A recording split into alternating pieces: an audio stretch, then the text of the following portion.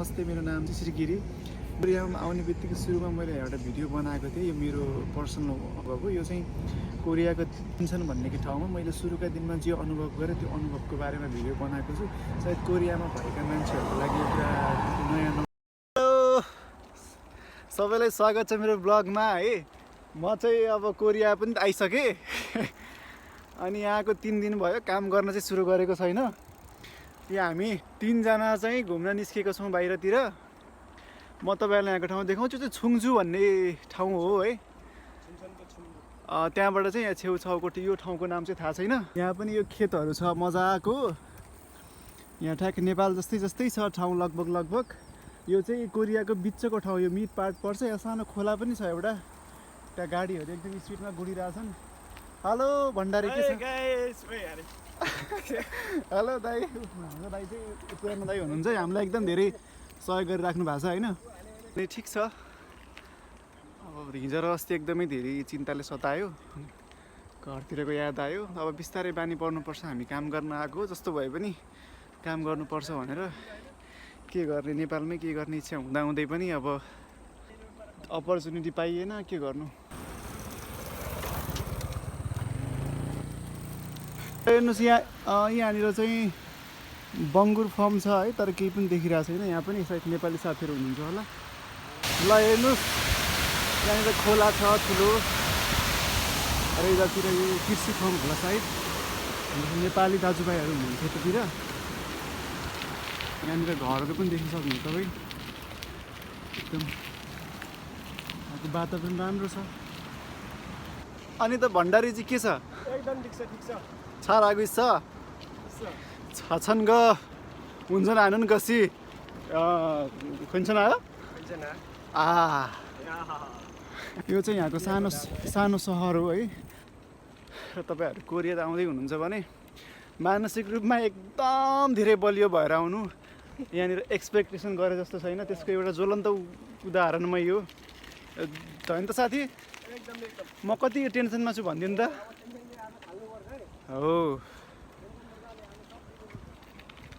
तर रक्सी खाएर चाहिँ होइन है। फेरि हेर्नुहोस् यहाँनिर चाहिँ यो बाटोमा यो बोडी हो कि भट्ट रोपेको रहेछ, भटमास। अनि यहाँनिर यो कृषि फर्म हो। यो चाहिँ यहाँ प्राय कोरियामा चाहिँ टनलभित्र नै तरकारी खेतीहरू धेरै गरेको देख्न पाइन्छ। र यतातिर अपार्टमेन्टहरू छ। र यहाँ हाम्रोतिर जस्तै यो सानो सानो पाहाडहरू छ। यहाँनिर फर्महरू हेर्नुहोस्, यहाँनिर काम गर्ने मान्छे त हामी देखेनौँ कोही पनि।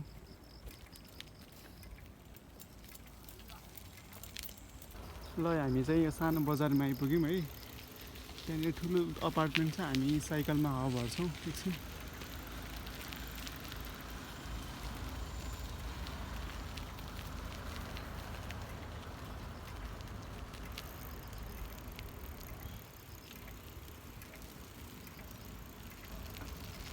कति सफा छ है। ल हेर्नु, यहाँनिर चाहिँ यो सानो बजार हो।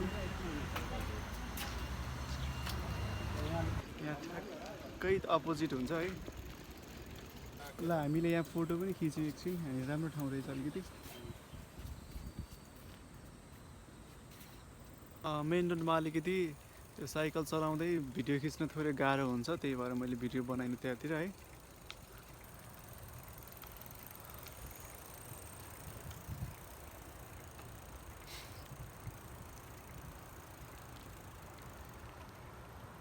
हाम्रो ह्यान्डसम दाई।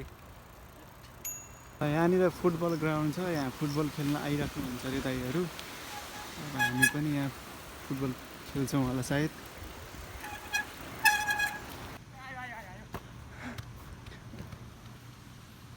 ल हाम्रो दाई नेपालको नेसनल टिममा हुनुपर्ने मान्छे के गर्ने।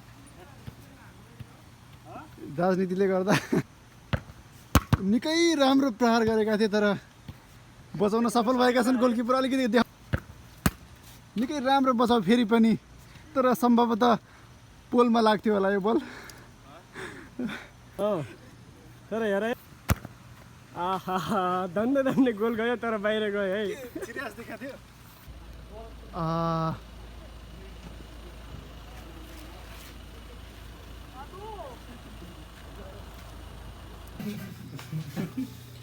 के भन्छ जस्तो भइरहेको क्या जमिनमा त हामी चाहिँ यहाँनिर अलिअलि खाएर चाहिँ रुम जाँदैछौँ है चिकन खाएर चिकन अन्त हाम्रो गोर्खे साथीहरू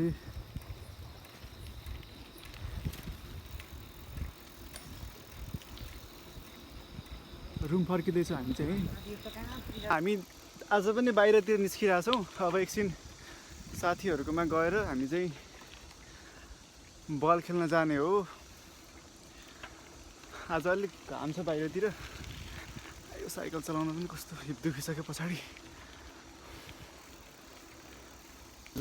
ए डिभिजन लिग नखेलेर आउनुभएको त हाम्रो भलिबल प्लेयर यहाँको घरहरू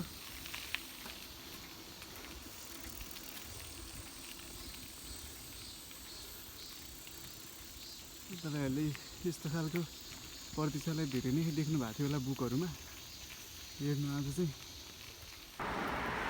हामी चाहिँ रोड क्रस गऱ्यौँ मर्सिडिज हेलो गाउँले के छ थरीका नमु अफा हेर्नुहोस् यहाँहरूको कम्पनी आयो यस्तो बनाउनुपर्छ हेर्नु न नेपालबाट कोरिया कोरिया भनेर आयो यहाँ आएर त्यति सजिलो छैन कोरियाको लाइफ हामी चाहिँ रुम जाँदैछौँ है हामी चाहिँ अब यहाँ साथीको रुमबाट फुटबल खेल्न निस्क्यौँ है हामी जाँदैछौँ साइकलमा कस्तो गाह्रो भइरहेको छ साइकल चलाउन साइकलको सिट कम्फर्टेबल नभएर पनि होला है म चाहिँ फुटबल खेल्नेवाला छुइनँ किनकि मसँग फुटबल सुज पनि छैन यहाँ कहाँ सुज पाउँछ अरे पछि किनेर भर्खर आएको पैसा पनि छैन नि त है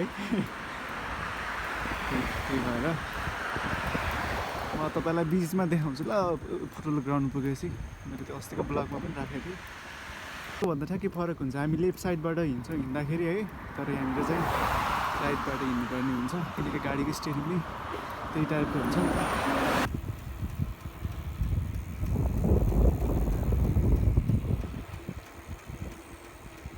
कस्तो आनन्द आयो अहिले चाहिँ साह्रो ओह्रालो थियो जानु पर्ने त टाढै छ अझै नेपाल जस्तै धानहरू मकैहरू छ टल्ली गाडीहरू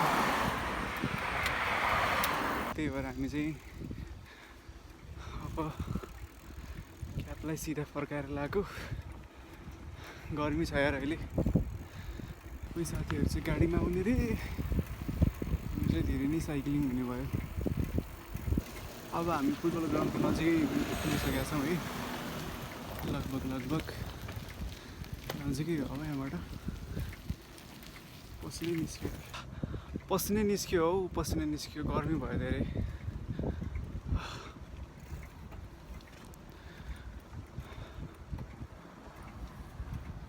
ल हामी फुटबल ग्राउन्ड पनि पुग्यौँ है कोही पनि रहेनछ मान्छे हामी यहाँ 3-4 आयौँ अनि अरू साथीहरू आउँदै हुनुहुन्छ गाडीमा ल हेर्नु न फुटबल म्याच चलिरहेको छ म चाहिँ खेलेको छैन मसँग सुज पनि छैन आज त्यही भएर पनि होला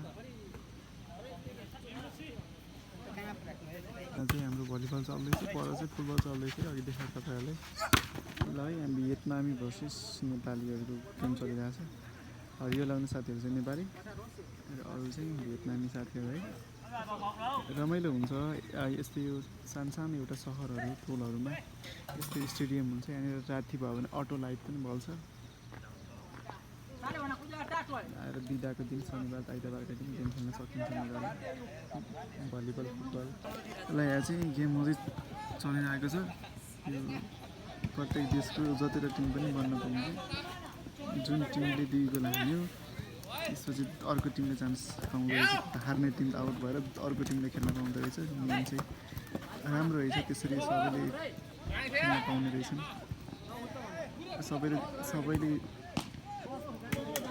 सबैले चान्स पनि पाउने जुन टिमले 2 गोल हान्छ त्यो टिमले कन्टिन्यू खेल्न पाउने जुन टिमले हार्छ त्यसले चाहिँ आज सन्डे बिदाको दिन आज पनि यसो बाहिर जान लाग्यो आज जुन दाइहरू चाहिँ साइकलमा जानुभयो हामी चाहिँ स्कुटरमा जानु थालेको यतिको स्कुटरलाई यहाँनिर 4-5 लाख भनेपछि 40-50 हजार नेपाली पर्दो रहेछ है। किन्नु पर्ला बिस्तारै अब। थाहा छ अहिले उही पर पुग्दैन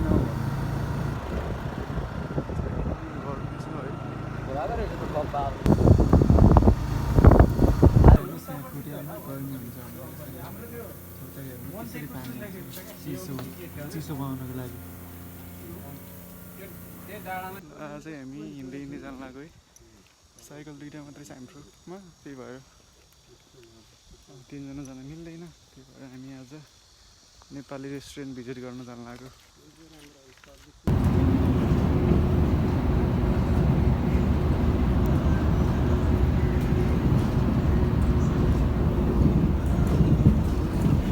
बसेर एउटा ठिक रहेछ है।